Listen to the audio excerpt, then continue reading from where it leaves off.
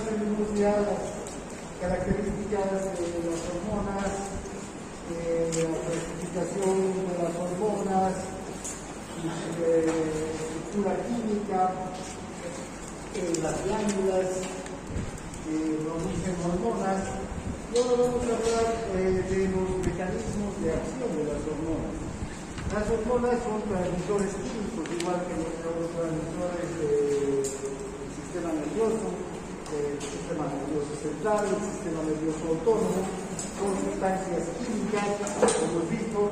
De hecho, la adrenalina y la noradrenalina actúan como hormonas. Hay hormonas polipeptídicas, hay hormonas esteroideas que cuando llegan a la célula tienen que activar algún mecanismo en esta célula. Y la única forma de activar un mecanismo en una célula es mediante un receptor. Entonces, vean, todas las hormonas tienen receptores en las hormonas, en las células. Si la hormona tiroidea tiene que ingresar a cualquiera de las células del organismo, tiene que llegar a un receptor, activar este receptor, y este receptor va a producir recién, una vez activado, una serie de efectos dentro de la célula. Entonces, cuando una hormona llega a la célula, su acción comienza cuando se une a su receptor. Si una célula no tiene un receptor específico para una hormona, esa célula no responde a esa hormona. Necesariamente tiene que haber el receptor específico para que esa célula responda. Ahora, hay diversos tipos de receptores para las células y para las hormonas. Hay algunas hormonas que tienen su receptor directamente en la membrana. ¿Qué hormonas van a tener receptores en la membrana? Las hormonas polipeptídicas, por ejemplo. Ya sabemos que las hormonas polipeptídicas son hormonas que no son liposolubles, son hidrosolubles, entonces no atraviesan la membrana celular. Entonces necesitan un receptor a nivel de la membrana. Entonces una hormona polipeptídica llega hasta el receptor que está en la membrana y activa este receptor. Luego también tenemos a la adrenalina y a la noradrenalina, las dos hormonas que son sintetizadas a partir de la tirosina, que son hidrosolubles. Ya conocemos los receptores de la noradrenalina y de la adrenalina, ¿verdad? Receptores vinculados a cíclico, receptores vinculados a la fosfolipasa C, que van a activar a nivel de la membrana. Primero se van a activar en la membrana y luego sus efectos se van a producir en el interior de la célula. Luego hay receptores que están en el citoplasma celular, ¿no? Ahora, estos receptores que están en el citoplasma son para hormonas que pueden atravesar la membrana celular. Por ejemplo, la aldosterona, que es una hormona esteroidea, ¿no es verdad? Es liposoluble y atraviesa la membrana celular. Y entonces su receptor, el receptor mineralocorticoide, está en el citoplasma. Una vez que la aldosterona se une a su receptor, junto con el receptor se trasladan al núcleo, y en el núcleo activan la síntesis de proteínas. Otros receptores están directamente en el núcleo, por ejemplo, el receptor del cortisol, de los glucocorticoides. Vamos a ver que cuando el cortisol llega a la célula, atraviesa la membrana porque es liposoluble, atraviesa también la membrana nuclear y se une a su receptor directamente en el núcleo. Y ahí también cuando se unen al núcleo, activan la síntesis de proteínas. O por ejemplo, las hormonas sexuales, ¿no? Estas hormonas sexuales no solamente activan síntesis de proteínas, sino también producen división celular. Entonces, sus receptores están a nivel del núcleo. ¿Ya? Entonces, tenemos diversos lugares donde van a actuar las hormonas. No todas las hormonas tienen un receptor en el mismo lugar. Bien, ahora, si ustedes observan, lamentablemente no sé qué pasa con nuestra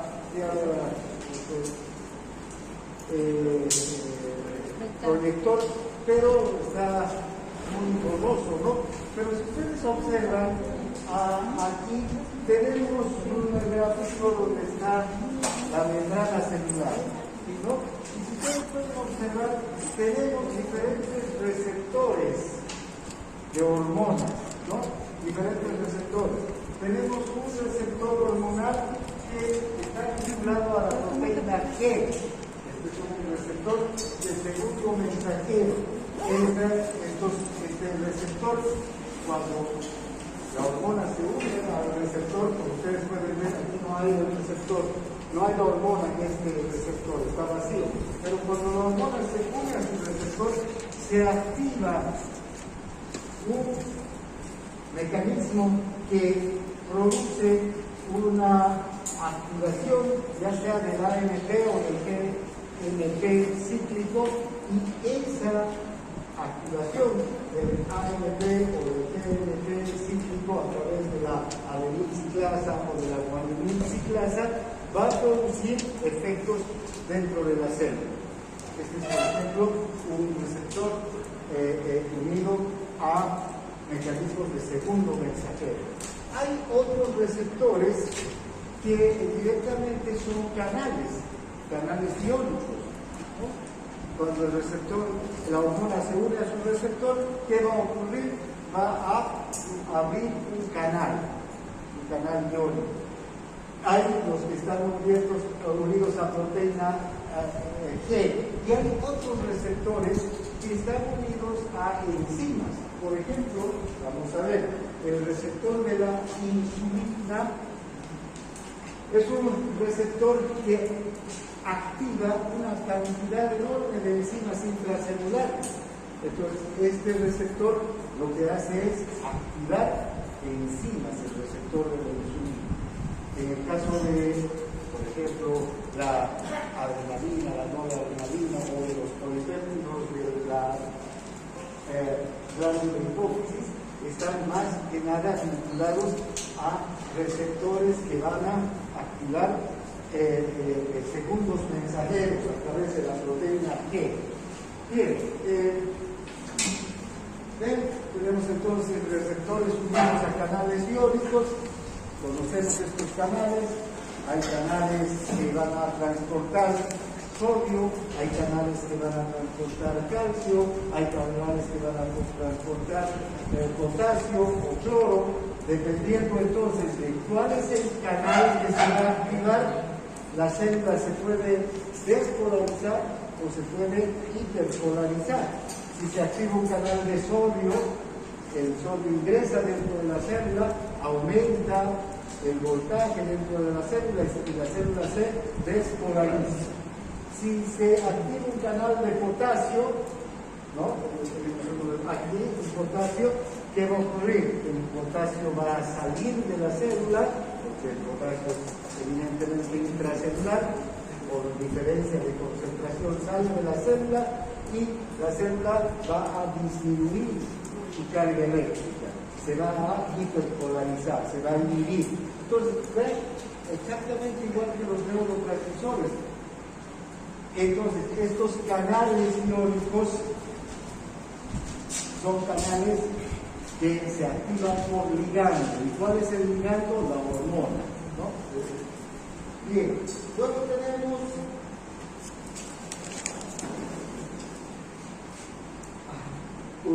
receptores unidos a la proteína G.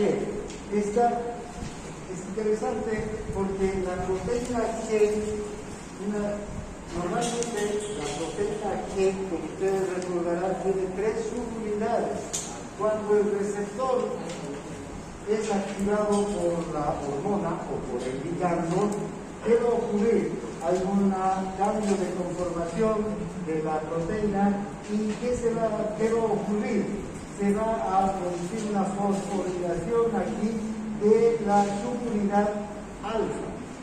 Y la subunidad alfa se desprende, ¿no es verdad? Y la subunidad alfa puede activar una serie de mecanismos intracelulares. Puede activar a la adenina ciclasa, puede activar a la guanina ciclasa, puede activar enzimas intracelulares, puede intervenir en la síntesis de proteínas.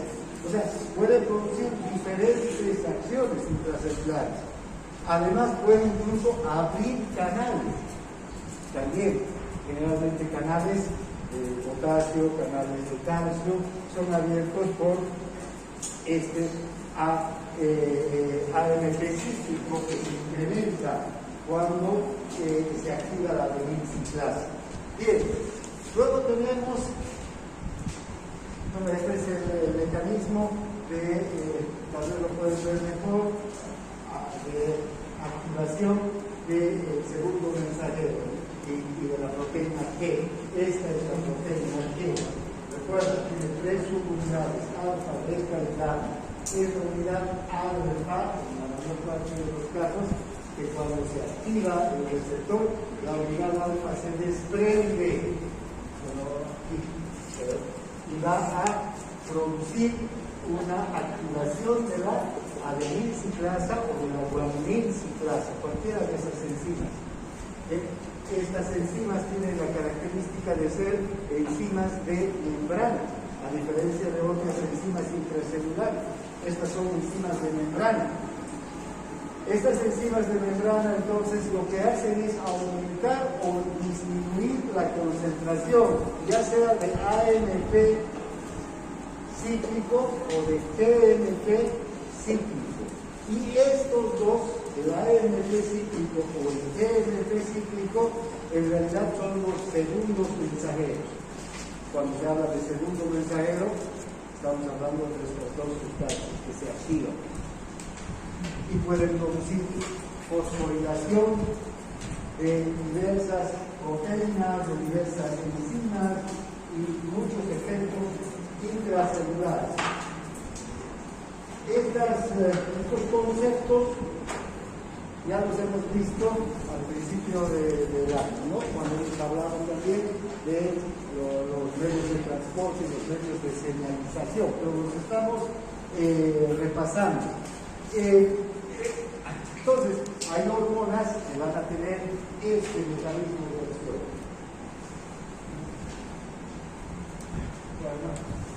Fíjense la cantidad de acciones que puede producir el AMP o el GMP cíclico cuando fosforila la acción. Esta es la acción alfa, puede activar canales, puede producir aumento del AMP cíclico, puede activar la transcripción química, puede activar otras enzimas intracelulares, ¿no? Dependiendo de la acción. Bien, ahora hay otros receptores unidos a enzimas. Por ejemplo, el receptor de la leptina, la hormona que se produce en los adipocitos. ¿Vean? Este es el receptor de la leptina. Y fíjense, el receptor de la leptina es parecido al receptor también de la insulina. Tienen dos subunidades transmembrana. Fíjense, esta es la membrana celular y estas dos subunidades atraviesan la membrana. La leptina entonces se une a estas dos subunidades en la parte exterior de la membrana. Luego, una vez que la leptina se une a estas dos subunidades, estas dos subunidades se van a activar otras dos subunidades intracelulares que a su vez van a fosforilar a otras enzimas, ¿no? A la llanucinasa, ¿sí? A las STAT1, STAT3, estas enzimas son capaces de producir muchas actividades dentro de la célula. Generalmente estas enzimas van a producir o aumento del metabolismo o también pueden producir activación de mecanismos de transcripción química. ¿Ya?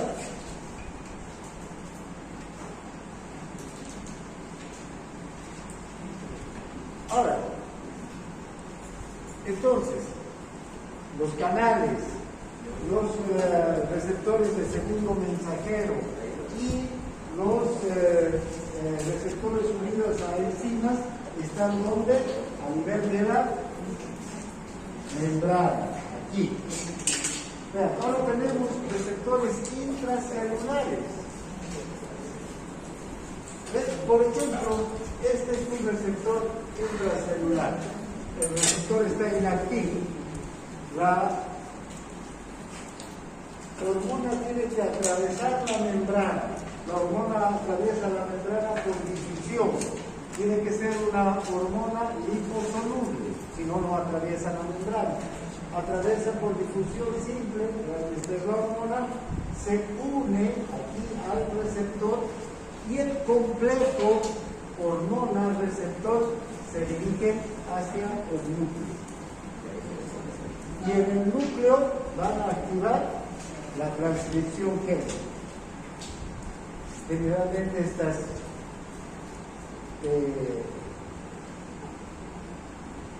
hormonas lo que hacen es activar la síntesis de proteínas que van a elevar el metabolismo, proteínas que van a intervenir en acciones de crecimiento celular, o también son hormonas que pueden producir división celular, ¿no? Luego tenemos la aldosterona, por ejemplo, es una hormona que tiene esta característica.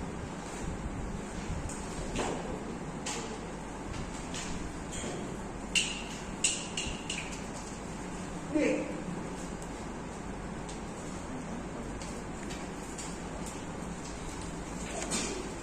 Entonces, vean, estos mecanismos de segundo mensajero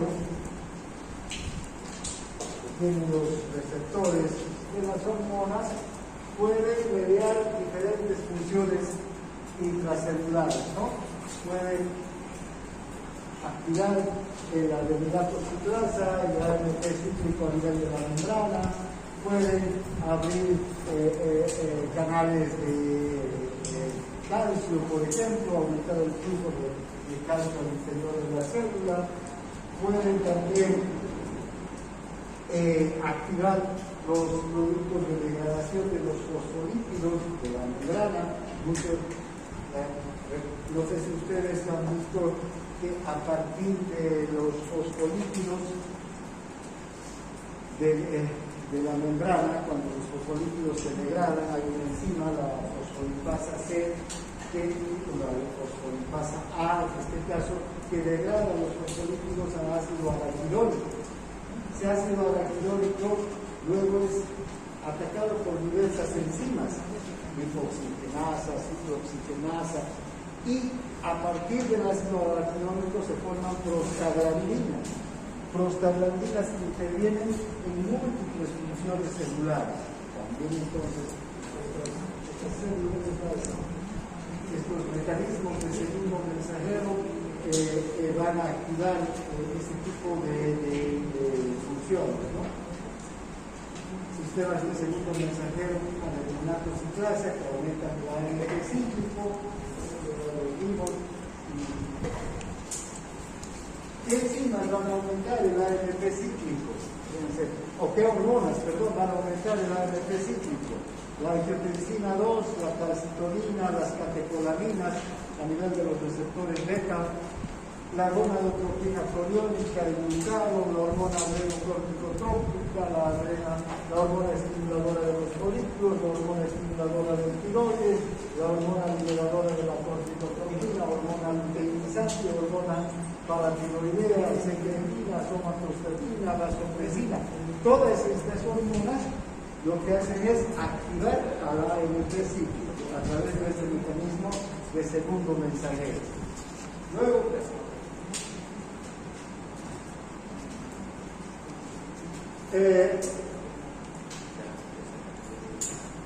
otras hormonas van a activar este mecanismo de la fosfolipasa C. Este mecanismo de la fosfolipasa C, no sé si recuerdan, lo que hace es convertir el glifosfato, el fosfatidilpinositol, en dos subproductos, el diacilglicerol y el glifosfato de inositol.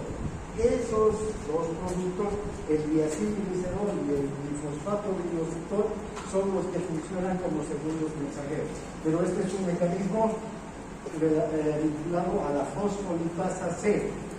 También hay varias de las hormonas que activan mecanismos de fosfolipasa C, la angiotensina 2, las catecolaminas en los receptores alfa. En los receptores beta, ¿dónde están los beta, por ejemplo? En el corazón, ¿no? En los bronquios. Ahí el mecanismo de acción de la misma hormona es diferente. Es activar un segundo mensajero de proteína G, aumentando la AMP cíclica, las catecolaminas. En cambio, los receptores alfa, por eso son diferentes receptores, si no todos serían los mismos receptores. En los alfa lo que hacen es activar este mecanismo de la fosfolipasa C y produce acciones diferentes también, ¿no? La hormona liberadora de la gonadotropina, la hormona liberadora de la hormona del crecimiento, hormona liberadora de tiroides, la oxitocina, la vasopresina, son hormonas que van a activar el mecanismo de fosfolipasa C, diferente al anterior. Hay el sistema de segundo mensajero calcio-calmodulina también. ¿Recuerdan dónde funciona esto? En el músculo liso.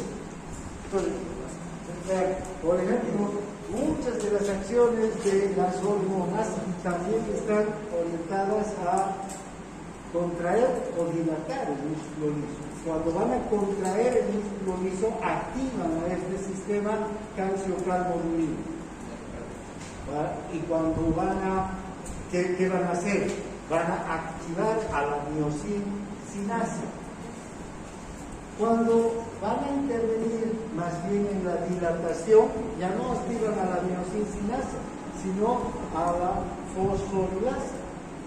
¿Nos da? Una fosfolipasa, que es la que interviene en la relajación del músculo. Entonces, vean,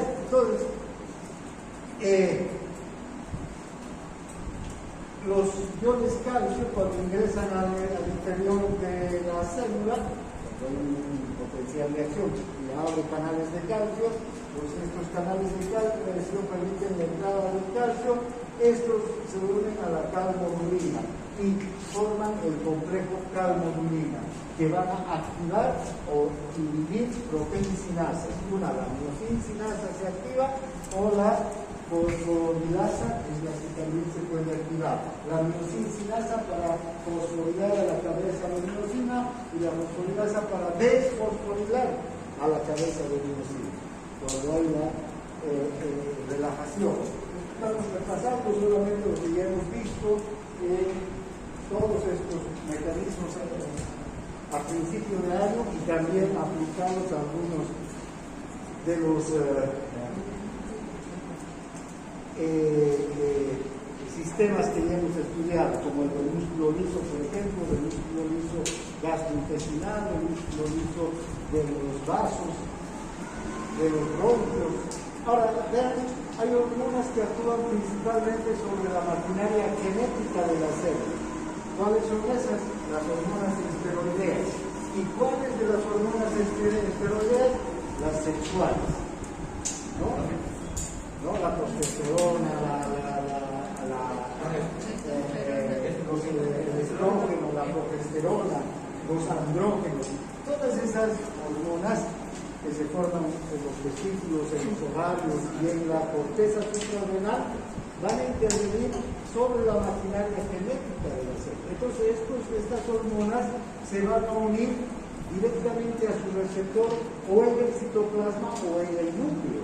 Estas hormonas, como son esteroides, son liposolubles, ingresan directamente hasta el interior de la célula y ahí se unen a su receptor recién y pueden formar un complejo hormona-receptor que va a unir a regiones específicas de las cadenas de ADN. ¿Para qué? Para dividir las cadenas de ADN, ¿no? Y por una parte, intervenir en la síntesis de proteínas, o por otro lado, también intervenir en la división celular. Las hormonas sexuales intervienen en la división celular. Bien. Ahora, las hormonas tiroideas tienen una particular característica. Si ustedes recuerdan, la hormona tiroidea es una hormona que se forma a partir del aminoácido tirosina, pero se tiene que unir en la célula, en el folículo en realidad, ¿no? en el coloide, con la biorubina, ¿sí? y con el yodo. Y entonces es una hormona muy compleja, es hidrosoluble, no es liposoluble, pero la hormona tiroidea tiene su receptor en el citoplasma. Entonces tiene que ingresar la hormona tiroidea al citoplasma. La T3 ingresa gracias a un transportador de hormona tiroidea. Es una proteína que transporta la hormona tiroidea, ¿sí?, al interior de la célula. Recién cuando la T3 está dentro de la célula se une a su receptor y el receptor y la hormona se dirigen hacia el núcleo para intervenir en la síntesis de proteínas. ¿Y qué proteínas son estas? Son enzimas. Enzimas metabólicas, la mayor parte, todas las enzimas que intervienen en el metabolismo de la glucosa, todas las enzimas que intervienen en el metabolismo de los ácidos grasos, las enzimas que intervienen en el metabolismo de las proteínas, porque la hormona tiroidea aumenta el metabolismo, ¿verdad? Pero también activa la síntesis de canales, de ATPasas, tiene una gran cantidad, aumenta el consumo de oxígeno por parte de las células. Todas esas acciones son gracias a una acción directamente realizada en el núcleo, ¿ya? Además, este mismo transportador es capaz de transportar a las T4. Después vamos a ver, ahora estamos hablando muy generalmente, pero cuando hablemos de cada una de estas hormonas, vamos a volver a hablar de estos mecanismos más en detalle. ¿Ven? Pero la T4 ingresa y se desyoda. ¿Qué quiere decir? Que pierde una monoyodo tirosina y se convierte en T3. La T4 no actúa como T4. Entonces aquí hay una enzima, todas las células sobre las que actúa la enzima, la hormona tiroidea tiene una enzima que se llama la desiodasa. Esa desiodasa quita una monoyodo tirosina y la convierte en T3. Todo ese mecanismo para que actúe la hormona tiroidea. La hormona tiroidea entonces va a activar la transcripción de genes. Es una enzima, una hormona esencial para el metabolismo. Por eso es que cuando no hay hormona tiroidea, tenemos hipotiroidismo. Y la persona con hipotiroidismo tiene el metabolismo bajo, muy bajo. Vamos a ver las características del hipotiroideo. Ahora, ven la hormona, la insulina y el receptor de la insulina.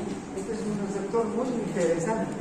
Fíjense, también es un receptor que tiene dos subunidades que están fuera de la célula.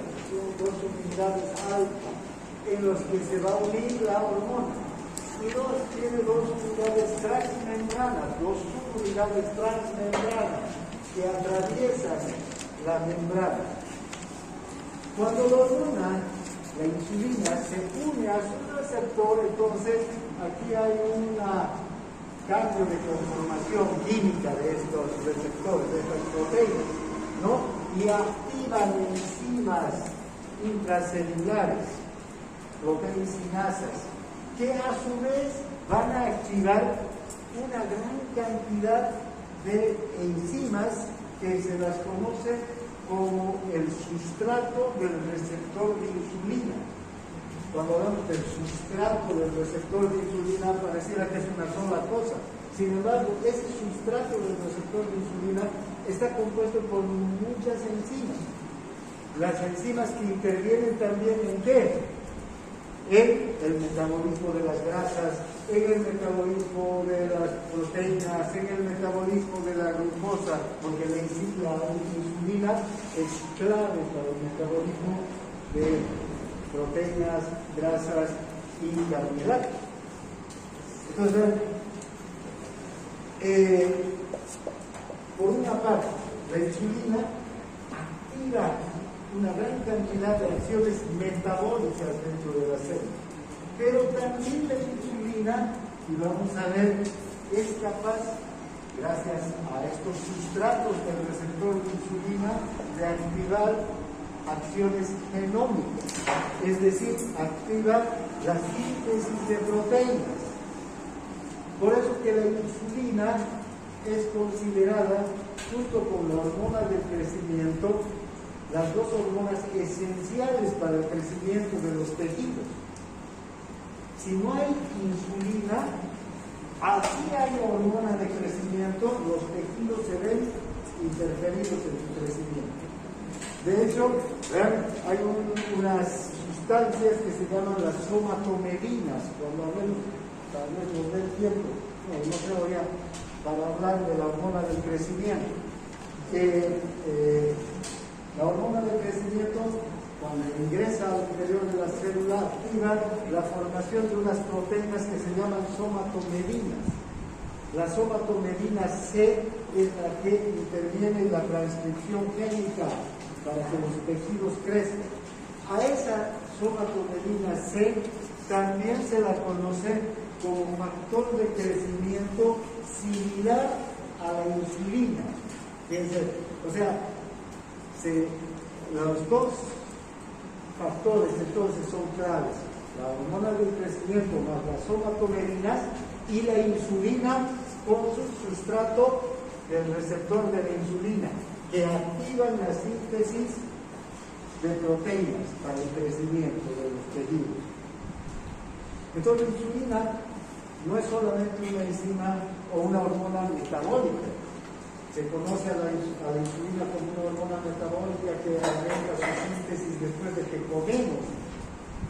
Cuando almorzamos, cuando desayunamos, cuando llegan los alimentos, los nutrientes a la sangre, inmediatamente empieza a sintetizarse insulina. ¿Para qué? Para metabolizar a estos nutrientes, transportarlos, llevarlos al hígado, transformarlos, llevarlos a las células grasas, a hacer que la glucosa ingrese a las células, que las células aprovechen la glucosa, el exceso de glucosa sea transportado al hígado para que ahí sea guardado como glucógeno, o hacia los músculos para que sea guardado como glucógeno muscular.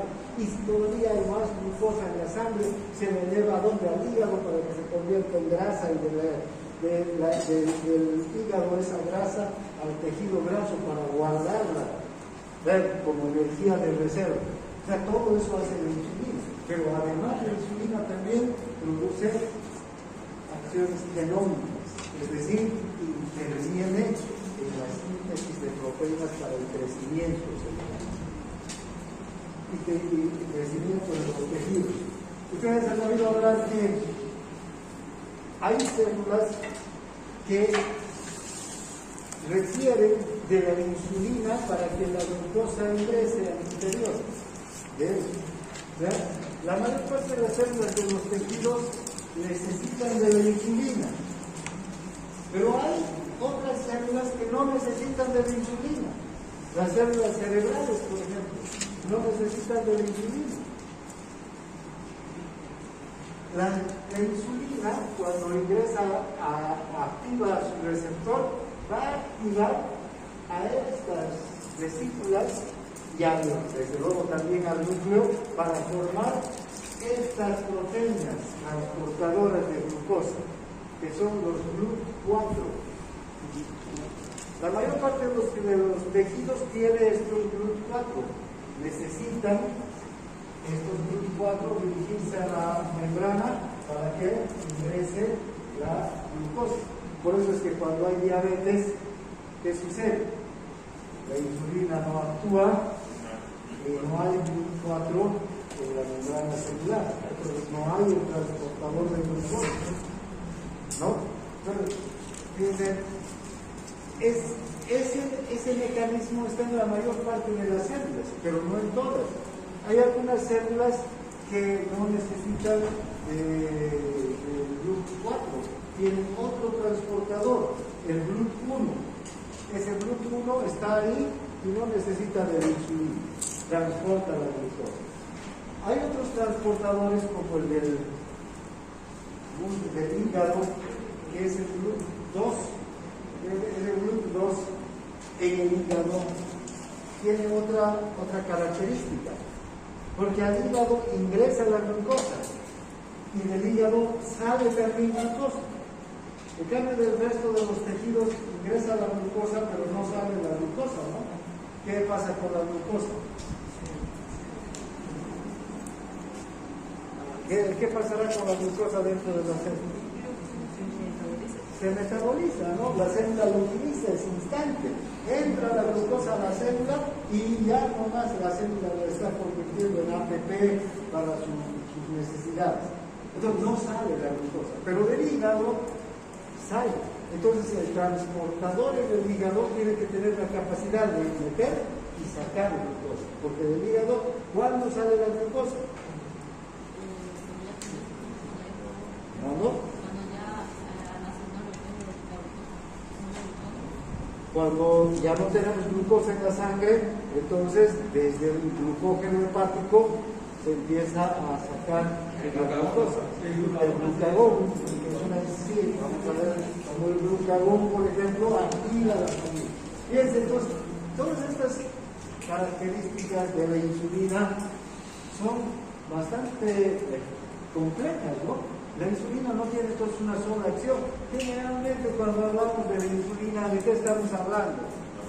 De la glucosa, de que las células necesitan insulina para que no es así en realidad.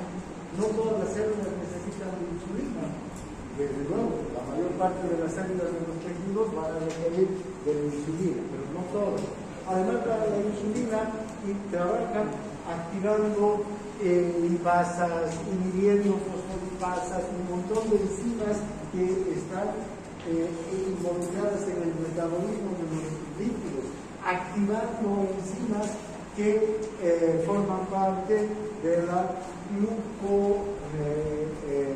glucogenogénesis, es decir, de la formación del glucógeno, ¿no? Entonces, hay muchas acciones que la insulina también inhibe. Por ejemplo, la insulina tiene una acción de inhibir enzimas que producen gluconeogénesis, ¿no? ¿Para qué? Para que no se produzca a partir de las proteínas glucosa y más bien activa enzimas que formen proteínas. El cortisol, ¿no? Que aumenta así, se libera proteína de aminoácidos, Sí. que hace que es similar a lo que hace el glucógeno. Sí, el cortisol moviliza aminoácidos. Vamos a ver todas esas características. Bien, entonces, seguimos un poco hablando de estos transportadores, ya fijándonos en detalle. Bueno, este es el transporte de estos receptores, ¿no? El receptor de la insulina, ¿no? Estos IRS en inglés son las siglas del sustrato del receptor de insulina, ¿no? En español lo llamamos el sustrato del la cantidad de acciones que tiene esta hormona. Aquí podemos observar también otra hormona como la aldosterona. La aldosterona ingresa a las células, se une a su receptor y directamente hormona, receptor, se dirigen al núcleo, ¿no? O también, esta es más la aldosterona porque no hay un transportador. Si tuviéramos un transportador aquí, ¿quién sería? La hormona tiroidea. La hormona tiroidea ingresa también y se une a su receptor, pero gracias a un transportador.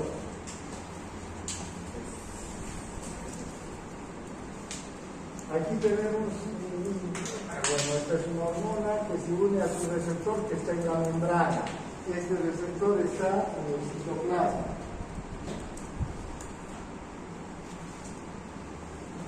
Bueno, el mecanismo de segundo mensajero que ya lo conocemos.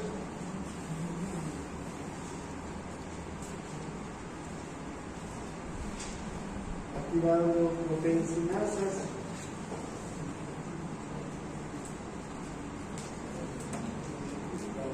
También las llamosinasas. Bueno, ya esta es la formación de las hormonas sexuales. Entonces, hasta aquí vamos a ver esta parte. Entonces, tienen que repasar. No se olviden todos los medios de transporte, ¿no? Eso hemos hablado ahorita, que ya hemos visto en las primeras clases. Aunque vamos a ir hablando a partir de ahora de cada hormona. Entonces, empezaremos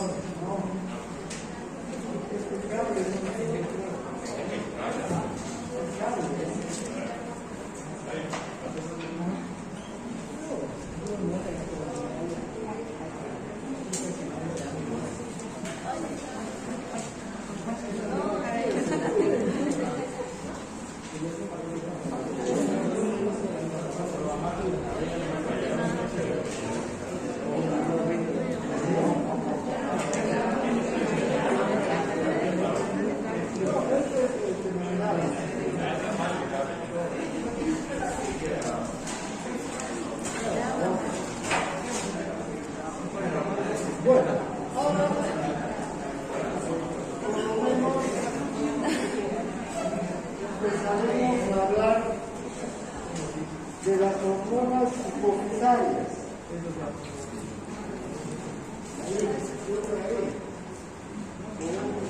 Ayuda. Bien. Fíjense que la hipófisis es una glándula en realidad mixta, porque es una glándula que tiene un tejido adiposo, glandular, además tiene un tejido nervioso, ¿no? Por eso tiene dos partes. Una parte que es la parte que tiene un tejido glandular y la otra que tiene un tejido nervioso.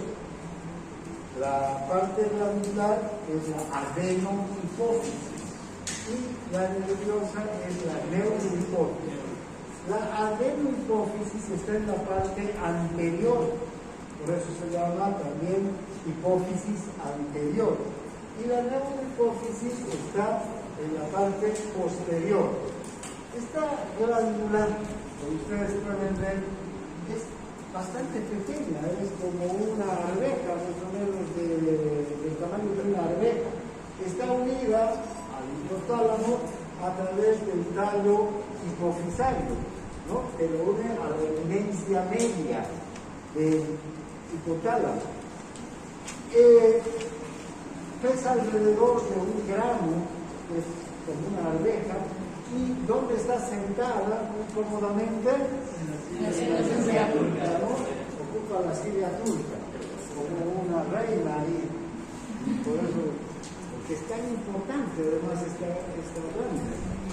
Ahora, una cosa importante es que esta unión del tallo hipofisario con el tubo racinerium, con la eminencia media, nos muestra que esta glándula está controlada por el hipotálamo. Esta glándula no actúa sola, actúa controlada por el hipotálamo.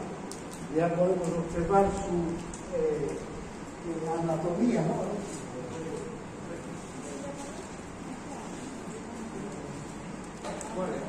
Ahora, creo que ahora.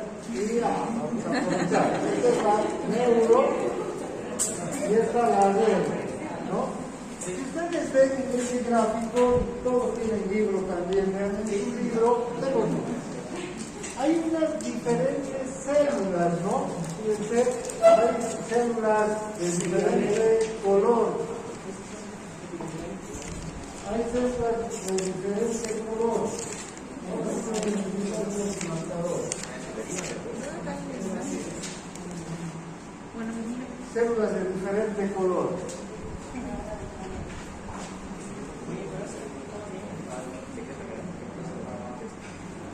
¿Tienes rojo?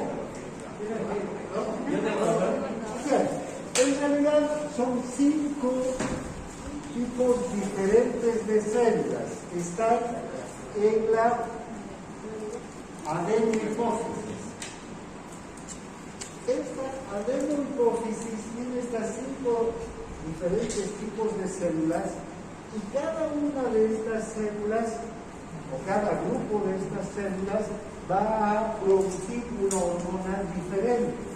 Porque fíjense, esta hormona se van a sintetizar la TSH, la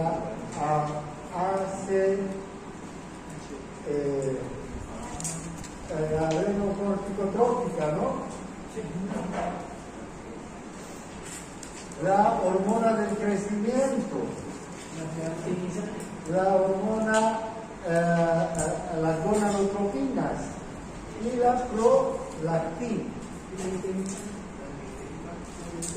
Está aquí entre las gonadotropinas, ¿ya? Ahora bien, fíjense, estas células que forman la prolactina, cada una de estas hormonas es formada en una de estas células. Entonces, para la TSH tenemos las células tirotropas. Para la ACTH tenemos las células corticotropas. Para las hormonas, para la hormona del crecimiento, las somatotropas. Para las hormonas sexuales tenemos las gonadotropas. Y para la prolactina, las lactotropas. ¿Ya? Ahora, vean, estas células entonces son diferentes. La mayor parte, en realidad, la mayor parte de las células de la adenohipófisis están constituidas por las somatotropas, por las células que forman la hormona del crecimiento. Ahora, estas células no actúan solas. Estas células actúan bajo órdenes, bajo control del hipotálamo.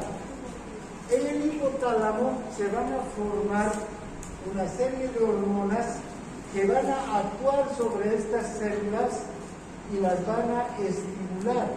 ¿Para qué? Para que se produzcan las hormonas de la adenohipófisis, ¿no?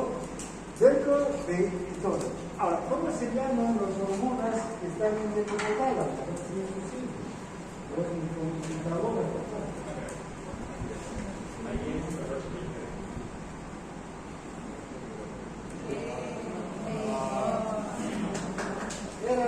Gracias. Eso lo estaba.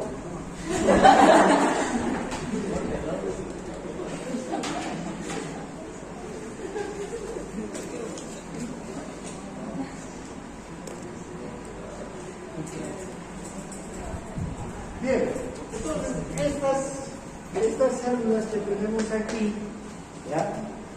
Son las que van a formar todas esas hormonas que van a actuar sobre otras glándulas en general, excepto la hormona del crecimiento, que es la hormona que se va a dirigir hacia todas las células, y ahí en las células va a actuar. El resto de las hormonas actúan sobre otras glándulas. Ahora, el núcleo posterior de la hipófisis es la parte llamada neurohipófisis. ¿Por qué? Porque hasta aquí llegan axones. Aquí no hay células nerviosas, pero sí axones. ¿Sí? Y glía, claro. Pero hay axones, que células que están también en el hipotálamo, en dos núcleos, en el núcleo supraóptico y en el paraventricular. ¿Ven? Estos dos núcleos forman la hormona antidiurética y la hormona oxitocina. Estas dos hormonas se forman aquí en el hipotálamo, en los núcleos supraóptico y paraventricular, y son transportadas hasta el axón terminal y aquí almacenadas en vesículas para luego ser liberadas. Entonces, como ustedes pueden ver, la hipófisis libera hormonas, sintetiza también hormonas, pero que son controladas directamente desde el hipotálamo. Esta glándula no actúa sola, actúa bajo control del hipotálamo, ¿no? Ahora, ¿cuáles son entonces las hormonas que están en la adenohipófisis? La hormona del crecimiento, la corticotropina, la tinotropina, la prolactina, la hormona estimulante de los folículos y la luteinizante. Las dos se conocen como gonadotropinas, porque son las hormonas sexuales, ¿no? Bien. Y las hormonas de la neurohipófisis, la hormona antidiurética y la oxitocina. Ya hemos hablado en general de las acciones de estas hormonas, después las vamos a ir hablando con más puntualidad. ¿Ya? Ahora, estas son las células somatotropas, las corticotropas, las tinotropas, las gonadotropas y las blastotropas. Son las células, como ustedes pueden ver, estas células que son diferentes cada una, y cada una entonces va a formar una hormona también diferente. Ahora,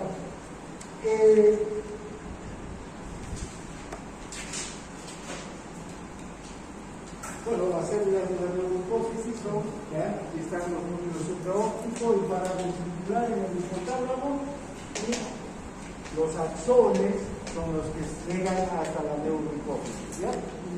Ahí se almacenan en vesículas y luego son ciegos.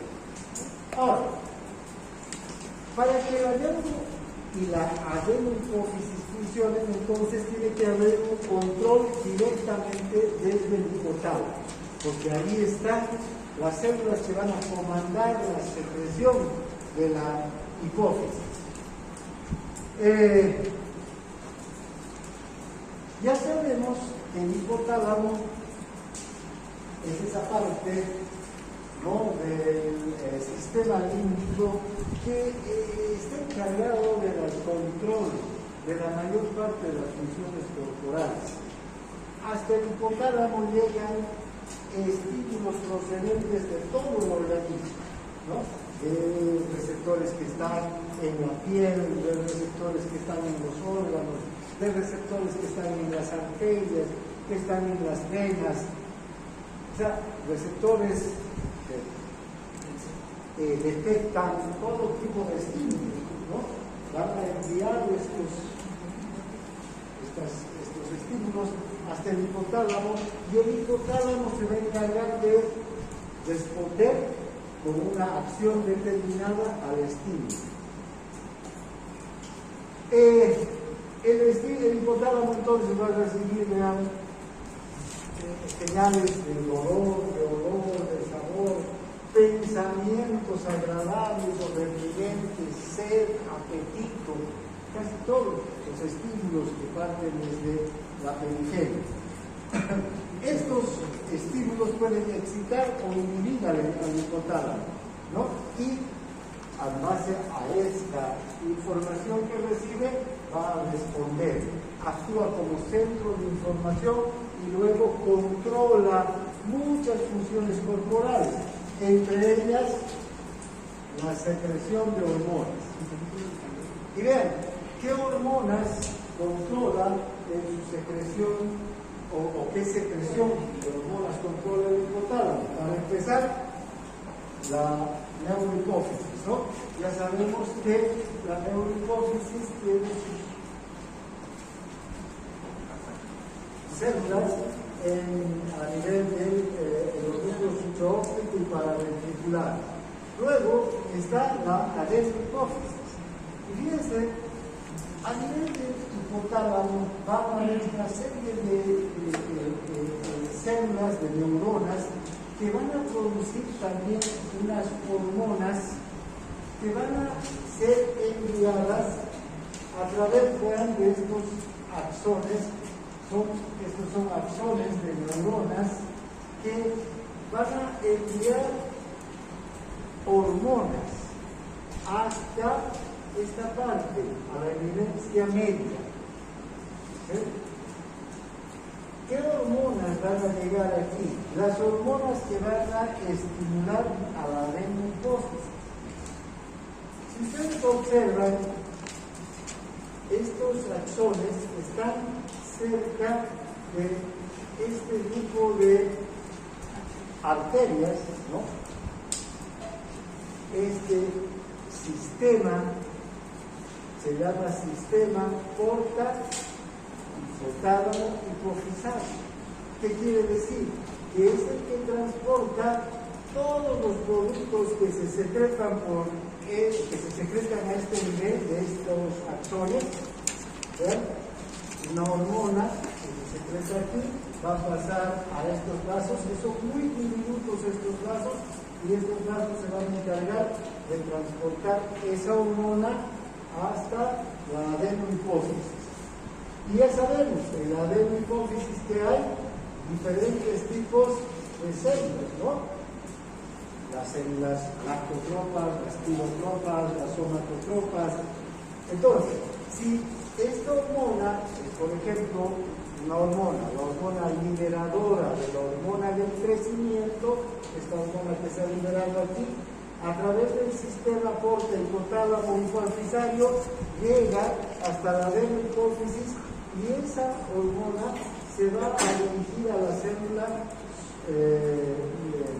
somatotropa y ahí va a activar la síntesis y la liberación de la hormona del crecimiento. Entonces, cada una de estas células tiene una hormona que se sintetiza en el hipotálamo, se libera en la eminencia media, desde la eminencia media es transportada hasta la adenohipófisis y ahí esa hormona se va a encargar, dependiendo de la hormona y de la célula, de sintetizar y de liberar una hormona determinada. ¿Está claro cómo funciona este mecanismo desde el hipotálamo? El otro, la neurohipófisis, ya sabemos que los núcleos óptico y paraventricular están en la neurohipófisis o en el hipotálamo, solo sus axones están en la neurohipófisis, ¿no? Bien, entonces,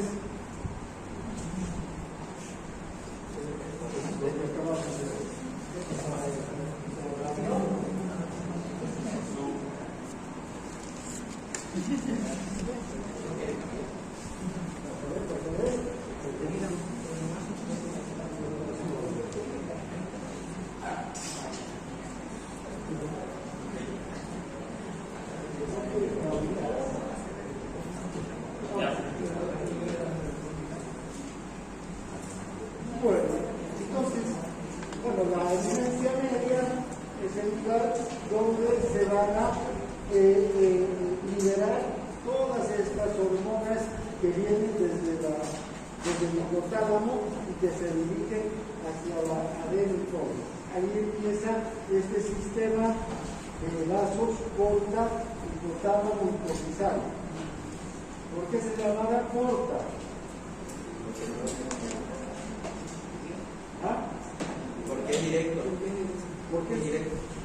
Porta, en el latín, quiere decir puerta.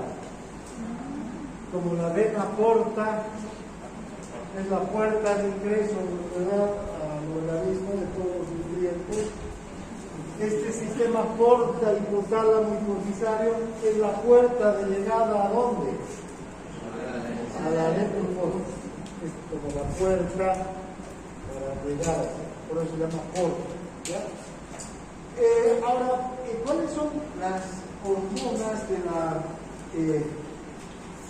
del hipotálamo que van a llegar hasta la adenohipófisis para estimular la síntesis y la liberación de las hormonas hipofisales? Son la piloliberina, la corticoliberina, la somatoliberina, gonadoliberina y la hormona inhibidora de la prolactina. Fíjense, todas estas son libefinas, los cuatro primeros, ¿no? ¿Por qué? Porque liberan, si quieren, a las hormonas que están en las células de la adenohipófisis, ¿ya? Entonces, su sigla en inglés es la PDH, la tiroliberina, la CRH, la corticoliberina, la somatoliberina, la GHRH, la gonadoliberina, GNRH, ¿no? Ahora, ¿qué van a liberar estas hormonas? La tiroliberina va a liberar a la TSH, la corticoliberina a la ACTH, ¿no? La somatoliberina a la hormona del crecimiento y la gonadoliberina a la hormona gonadotropina, ¿no? Que se forman en esta parte anterior o adenohipófisis, ¿no? Y la inhibidora de la prolactina va a inhibir la liberación de prolactina.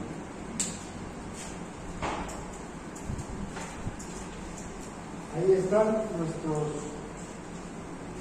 cuadro entonces. Cada uno.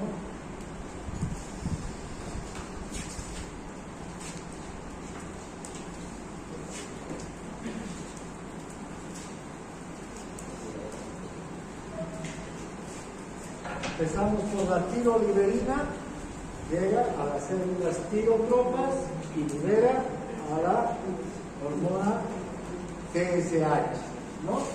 La hormona liberadora de las gonadotropinas llega a las células gonadotropas y va a producir la liberación de la hormona luteinizante y la político-estimulante. La hormona liberadora de la corticotropina va a llegar a las células corticotropas y va a liberar a la ACTH. La hormona liberadora de la hormona del crecimiento a las somatotropas y va a liberar a la hormona de crecimiento, ¿no? Hormona inhibidora de la hormona del crecimiento, la somatostatina, a inhibir la liberación de la hormona del crecimiento. Y la hormona inhibidora de la prolactina va a inhibir la secreción de prolactina.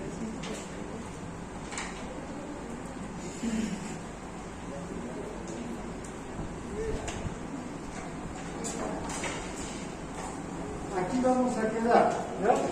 Porque vamos a empezar ahora hablando específicamente de la hormona del crecimiento. Mañana continuamos.